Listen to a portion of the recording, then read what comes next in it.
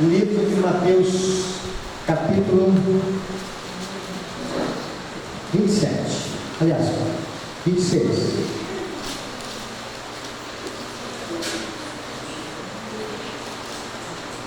Verso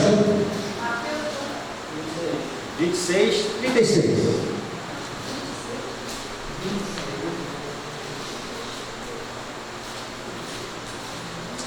Em seguida, foi Jesus com eles a um lugar chamado Getsemane e disse a seus discípulos: assentai-vos aqui enquanto eu vou ali orar. No Getsemane, Jesus chama 3 dos seus apóstolos, Pedro, Tiago e João, e ele vai dizer: vamos ao Getsemane. E ele vai ali para orar. O Getsemane é o período de maior crise que antecede a cruz. É onde Cristo ele vai relutar, ou melhor, Cristo então ele tem em sua mão o cálice, e nesse cálice estava a ira de Deus, e ele vai orar: Pai, se possível, passa de mim esse cálice. E se naquele momento ele desistisse da cruz, certamente Moisés deveria descer do céu, Elias, Enoque. Para aquele paralítico, Jesus disse: filho, os teus pecados estão perdoados. Mas Jesus olha, infelizmente os planos foram mudados. Então Jesus ele estava no seu momento mais angustiante, e diz no verso 37: e levando consigo a Pedro e aos 2 filhos de Zebedeu, começou a entristecer-se e a angustiar-se. Então ele disse: a minha alma está profundamente triste até a morte. É uma angústia. Depressão não é angústia. A angústia não é depressão. Se bem que na depressão tem angústia. Então Jesus está com o coração aqui cheio de angústia. Ficai aqui e vigiai comigo. Em outras palavras, fiquem acordados.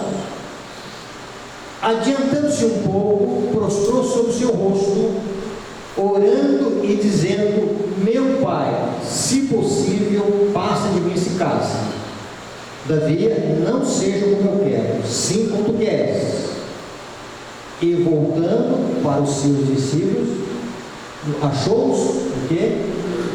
Dormindo. Então disse a Pedro: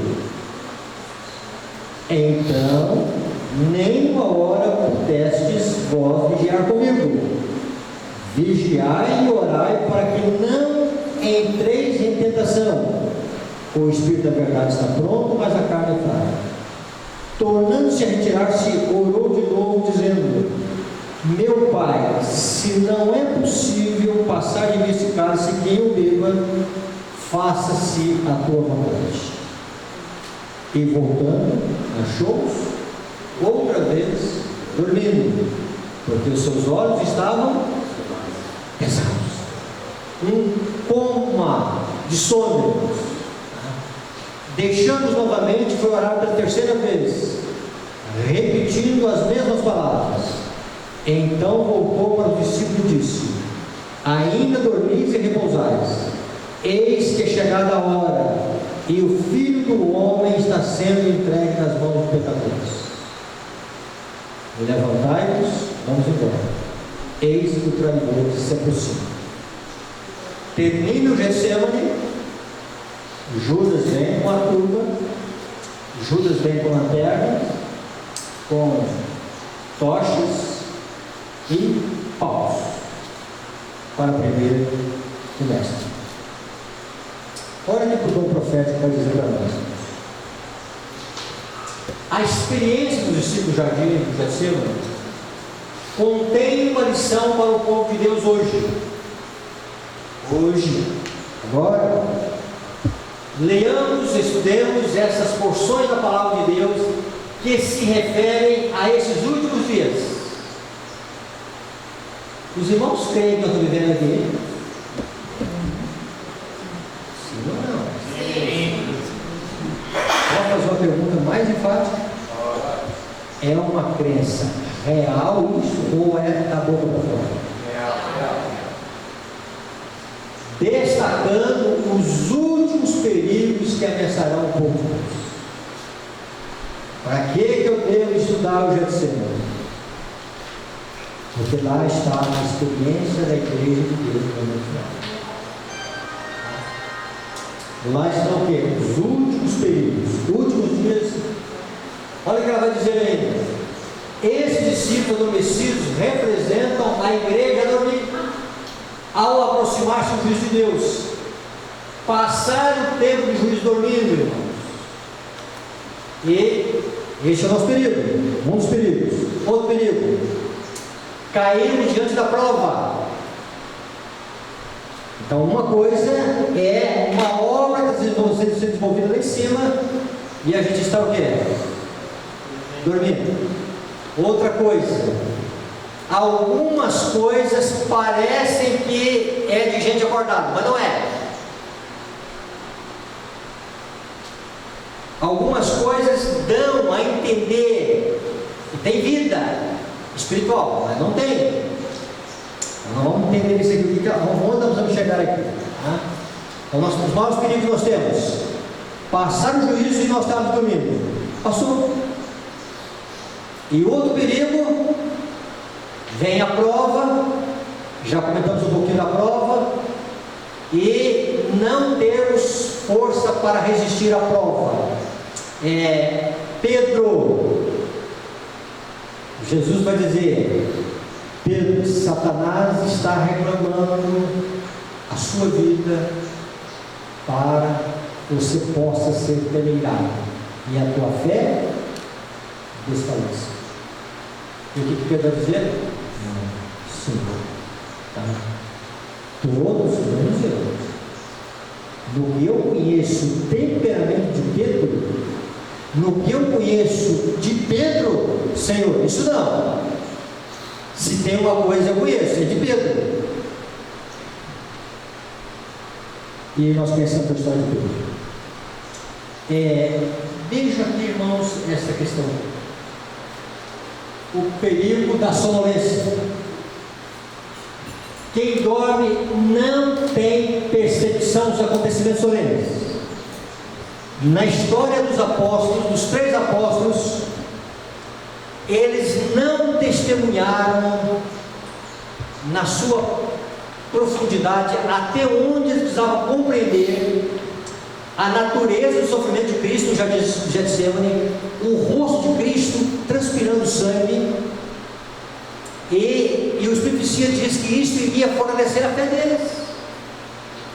Então eles não tiveram essa visão mais abrangente dos momentos angustiantes de Cristo, e isso iria fortalecer a fé deles.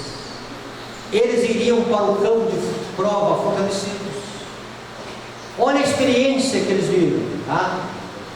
Mas enquanto Jesus lá está transpirando sangue, está lá clamando: Pai, se possível, passe de mim esse cálice, não seja como eu quero, mas como tu queres. E eles estão assim: não me falem de sermões duros na igreja, eu não quero acordar. Não me falem que o fim está próximo, pastor, eu não quero acordar. Está certo? Eu não quero acordar, eu quero viver um pouquinho mais nesse mundo. Está certo? Olha o perigo dos últimos dias, irmãos. Olha o perigo dos últimos dias. Enquanto dormiam, Judas estava vindo com escolta, guardas, lanternas, tochas e armas. Irmãos, enquanto a igreja dorme, Satanás não dorme. Enquanto a igreja dorme, os movimentos que estão ocultos aos nossos olhos, e por falar em movimentos ocultos, irmão, nós estamos falando muita coisa aqui de internet, sim, são reais, mas o que existe nos bastidores, irmãos, é oculto aos nossos olhos, e os preparativos são bem além daquilo que a gente consegue visualizar. E o grande conflito diz lá, 2 citações, que o Estado e a igreja apostatada, não a igreja de Deus, tá? estão fazendo preparativos, e a igreja dorme. Tá? E aí veja bem, irmãos, não tendo essa percepção, irmãos, o inimigo não dorme, a besta não dorme, os tramas, a conspiração, irmãos, ela avança, e você já conhece o texto, ela avança na sombra. O que nós estamos pegando aqui na internet é só apenas assim, tá? E a gente faz um barulhão com isso, tá? Mas imagine se os nossos olhos vissem nos bastidores a realidade, o que tem por detrás da cortina que está conspirando contra nós, e o povo de Deus dorme, irmãos. E o pior, não quer ser verdade. Não quer ser verdade. Tá? E aí, veja bem, então não tem, olha os efeitos violência. Quem dormir na Bíblia significa morte espiritual. Olha que tem Sardes, tem nomes, está viva, mas está morta. Tem coisas que dão uma ideia de movimento da igreja, mas é morte espiritual. Tem coisas que parecem ter vida, mas é morte. E aí, vamos avançar, irmãos. Vamos lá. Vamos ler aqui algumas passagens sobre fé. Mateus 6,30, alguém pode ler para nós?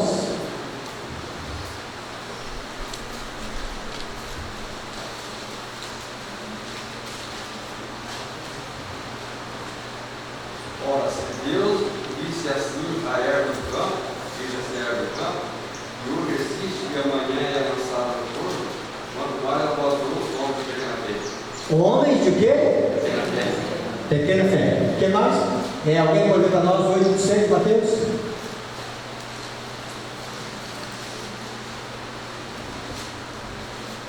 Perdoe-lhes então, Jesus, porque sois filhos, homens de pequena fé, e levantando-se e repreendeu o vento do mar, Homens de pequena fé. Olha lá, 14,1. Prontamente Jesus, estendendo a mão, segurou, disse: Homem de pequena fé, por que você duvidou? Olha aqui, irmãos. Homens de pequena fé. 17, 19, último. Então os discípulos, aproximando-se de Jesus, perguntaram em particular: por que motivo não podemos nós expulsá-lo? Aí veja bem, novamente o conceito de pequena fé. Em momento algum Jesus não disse que eles não possuíam fé. Jesus pega como é que chama? Trena, né? A trena, a metragem lá, e quem está fazendo essa avaliação é Cristo.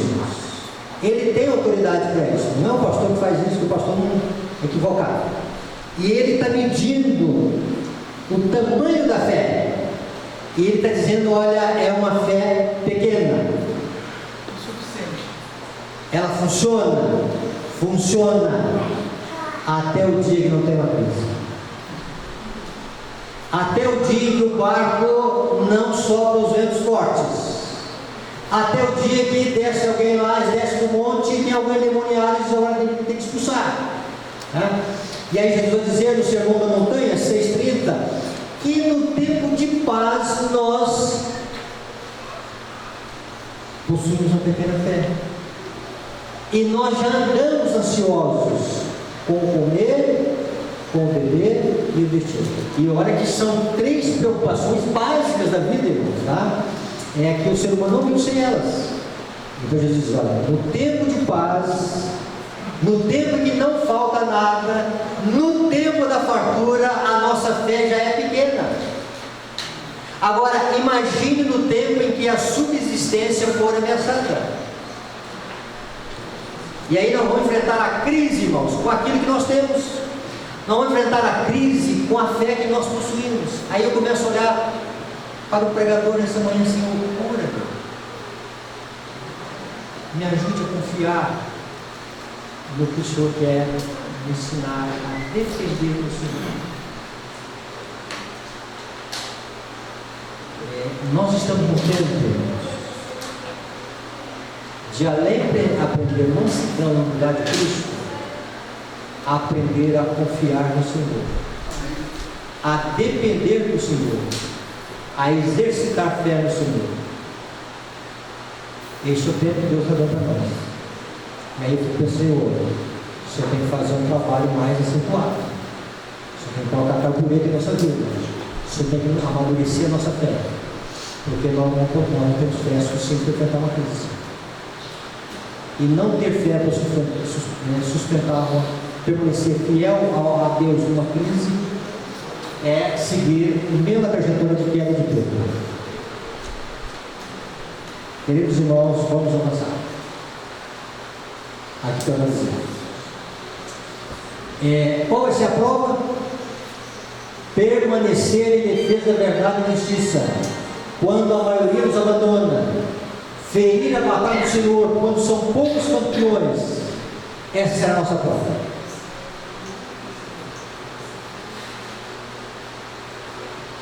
Permanecer em defesa da verdade e justiça, quando a maioria nos abandona. Ferir a batalha do Senhor, quando são poucos os campeões. Essa será a nossa prova. Que prova? Simão, eis que Satanás nos enganou para nos peneirar como trigo. Eu roguei por ti, para que a tua fé não desfaleça. Fé no mandamento do Senhor. Quem está por detrás do mandamento?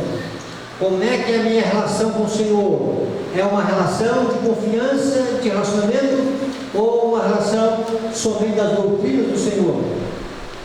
Olha aqui que ela diz. Foi mostrado que o povo de Deus não está em atitude de vigilância. Ela diz, olha, está faltando vigilância. Estão aumentando as riquezas e acumulando tesouros da terra, mas não são ricos para com Deus. Não creem na brevidade do tempo. Vamos lá. O que são as obras? Resposta da fé. Resposta da fé. São frutos da fé. Noé, o que era fé na vida de Noé? Construiu um barco sem nunca ter visto chuva. Isso é fé. Confiar no que Deus disse. Isso é fé. E o que eram as obras na vida de... vamos na fé de Noé. E as pessoas perguntavam, Noé, o que é isso aí? Um barco. Para que esse barco? A minha brigada é chuva. E as pessoas mandavam no WhatsApp, contextualizar, né? E Noé está, o senhor não está bem na cabeça, tá? E aí acontece. Agora, o que eram as obras de Noé?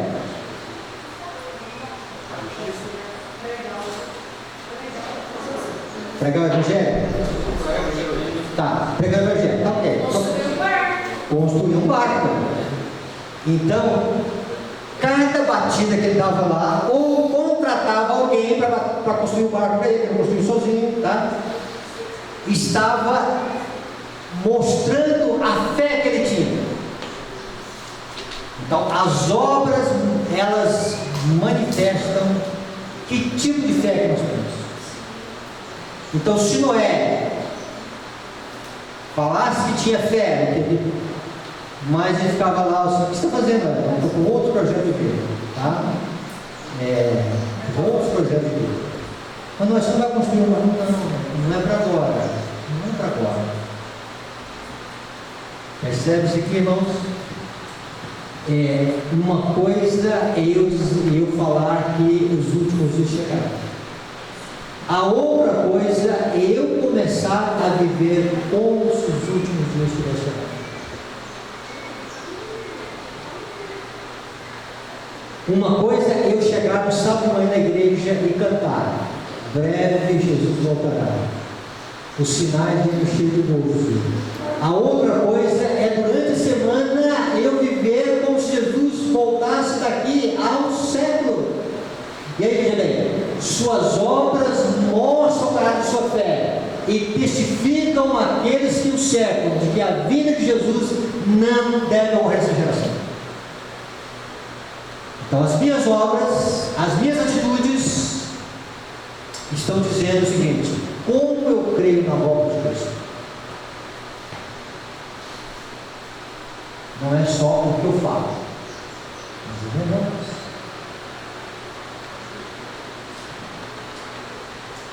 Seu preparo é para longa permanência neste mundo.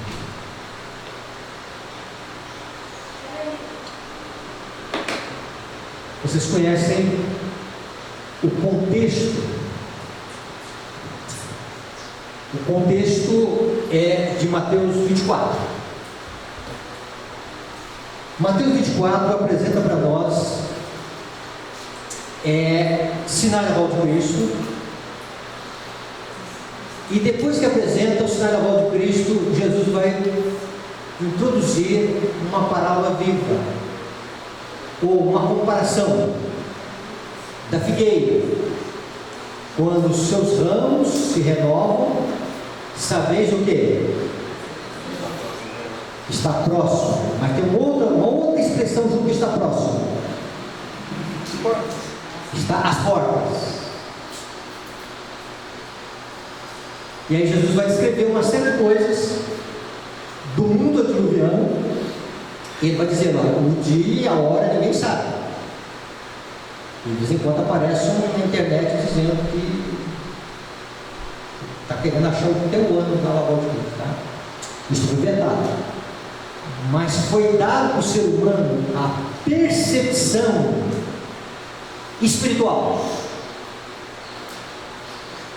Se a graça de Cristo, se o Espírito Santo não toca o coração, não vê as coisas em volta dele. Um dos efeitos da sonolência é não se aperceber do que está em volta. A Covid, isso vai passar. Crise financeira mundial, vai passar. Não sei o que, vai passar. E vai passar, e vai passar, e vai passar. Entendeu? Também não podemos viver falando dessas coisas, tá? Mas o seguinte, ele começa, o Espírito Santo começa a tocar no coração dele, e ele começa a ver o seguinte, né? Olha, está chegando. Tá? Os sinais estão dizendo a proximidade da volta de Cristo. E aí é o seguinte, irmãos. E aí Jesus vai contar lá uma série de coisas. E quando Jesus conta uma série de coisas, o que vai acontecer? Ele vai falar agora, vamos falar um pouquinho da vida do ladrão à tarde, tá? E aí, ou amanhã cedo. E aí Jesus vai falar, contar uma parábola. E Jesus vai falar do mau servo. E o mau servo, ele tem 3 atitudes sobre a vida de Cristo. Mas ele fala das 3 atitudes, ele não zomba da vida de Cristo. Ele fala da volta de Cristo. Mas ele tem uma atitude com ele, com o outro e com o mundo lá fora, sobre essa questão. Com ele mesmo, para ele mesmo, o que ele diz? Meu Senhor tarde de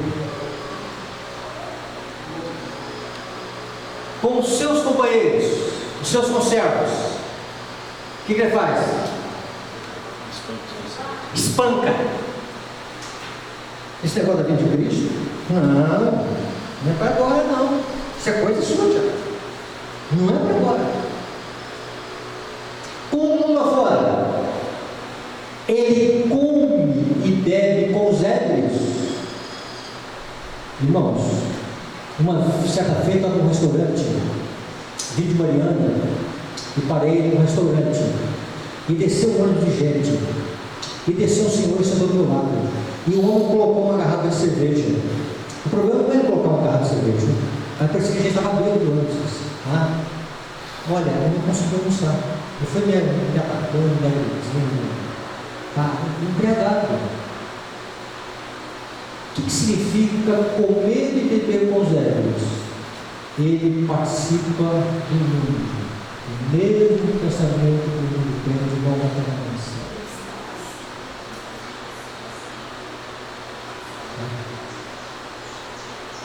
Ele mesmo, com mão de fé e com mundo.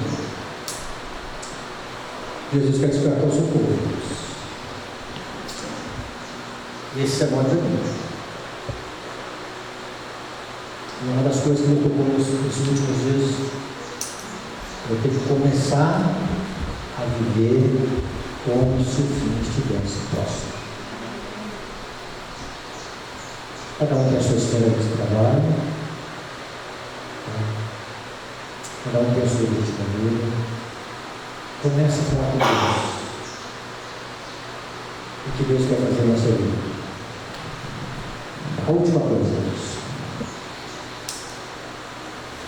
Jesus vai para uma região chamada Gadara. Algumas traduções dizem diferente.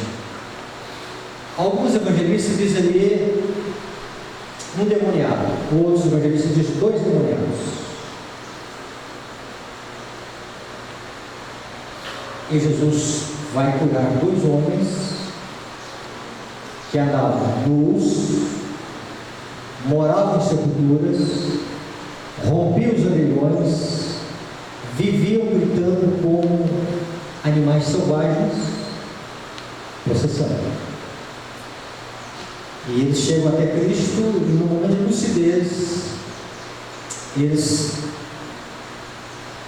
vão adorar a Cristo e os espíritos imundos falam agora: Senhor, viestes a atormentar antes do tempo?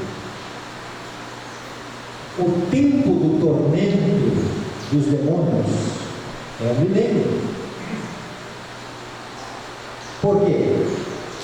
Porque Mateus, capítulo 12, diz lá que os espíritos imundos, quando saem de alguém, eles andam procurando lugar de repouso e não encontrando, voltam para casa vazia, ornamentada e às vezes decorada.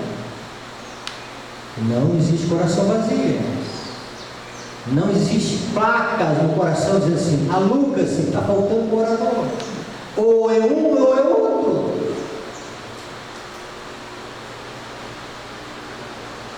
E aí, e quando encontra, acha repouso. As coisas do mal só têm sossego, irmãos, quando encontram o coração para atormentar. Os espíritos imundos trabalham nessa linha, nessa dinâmica. Eles só encontram um pouco de sossego na vida quando eles acham alguém para criar tormentos na vida. E aí vejam bem, e aí Jesus passa a expulsar os demônios, e aí vem 3 pedidos. O primeiro pedido dos demônios, que pedem que sejam jogados no despenhadeiro, naqueles corpos. Aí nós, adventistas, fazemos uma interpretação unilateral, de que corpo no alimento dos que foram curados, tá? Mas tem algo mais profundo aí. O segundo pedido foi daqueles dois jovens. Senhor, nós queremos seguir. Perfeito juízo, serenidade, semblante agora, calma, paz, libertação. Ele é o Senhor. Senhor, não posso perder o Senhor de vista.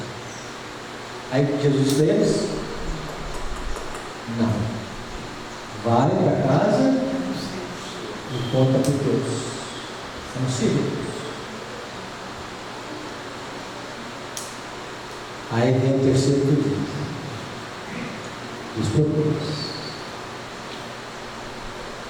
Senhor, não fique mais aqui. A presença do Senhor está dando prejuízo para nós. Esse negócio de religião está trazendo prejuízo. Se o Senhor se manifestar novamente aqui, nós já tivemos um prejuízo de 2.000 porcos.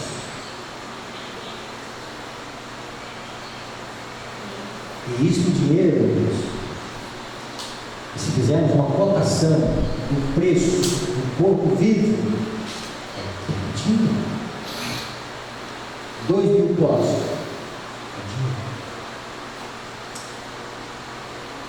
Por que Jesus deixou que 2.000 porcos, 2.000 seres irracionais, fossem para o despenhadeiro e trouxessem prejuízo para aqueles homens? Ah, pastor, porque Jesus era adventista. Jesus queria quebrar o encantamento do dinheiro na vida daqueles homens. Todos nós, irmãos, num grau menor ou maior, tem ambições terrestres. Eu posso morar num barraco de favela e ter a mesma ambição no Rio. Mas se Jesus quebrar esse feitiço na mente, nós vamos ter outra visão da vida. Queridos irmãos, estamos nos últimos dias. E os perigos dos últimos dias são reais. Não podemos fazer da nossa vida, das nossas obras, uma testificação de que teremos longa permanência aqui. E o meu vizinho, ele não pode chegar perto de mim. Hoje está ficando feia a coisa. Eu não sei o que vai acontecer. E aí eu queria ser procurou e disse, né? Vi umas coisas esquisitas acontecendo nesse mundo, né? É assim mesmo? É assim mesmo. Parece que não adianta de correr para lado nenhum mais. Eu disse, você está vendo as coisas aqui? Sim, eu estou vendo assim. Será que eu estou vendo demais? E aí, veja bem, irmãos, queridos irmãos, acordemos. Jesus está voltando. O que eu devo fazer, pastor? Comece a ir para o quarto. E comece a cavar a Bíblia. E comece a lutar com Deus em oração. E comece a pedir a Deus: Senhor, como é que está a minha alma diante de ti? Senhor, o que o Senhor quer fazer da minha vida? Uma entrega para mim.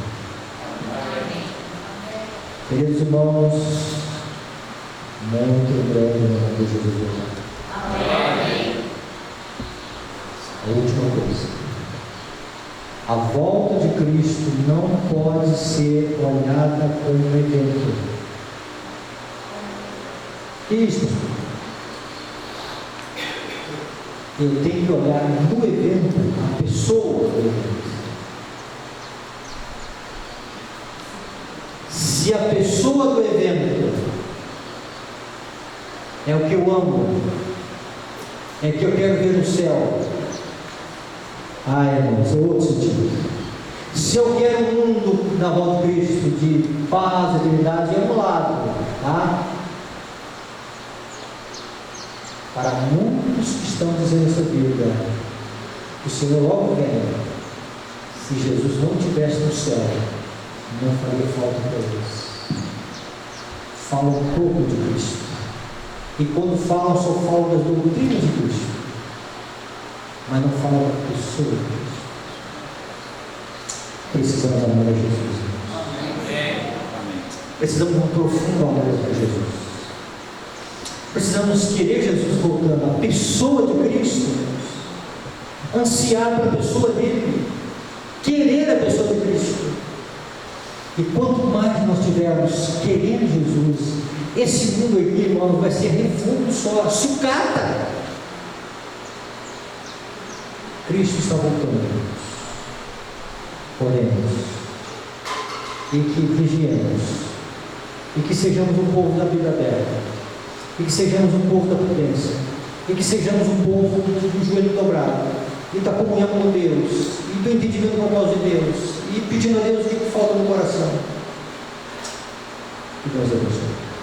Amém. Bondoso Pai, queremos agradecer nessa manhã, Senhor, porque o Senhor quer curar a nossa pequena diferença. O Senhor quer tirar a missão do nosso coração. O Senhor quer despertar a tua vida. O Senhor quer fazer desse povo, Senhor, um povo de Deus, um povo prudente, um povo que tem, Senhor, cada dia mais o desejo de Jesus governando. Prepara-nos, ajuda-nos, Senhor, para que nós possamos viver o teu amor. Salva-nos, Senhor, temos de nós, Senhor. Desperta-nos, Senhor.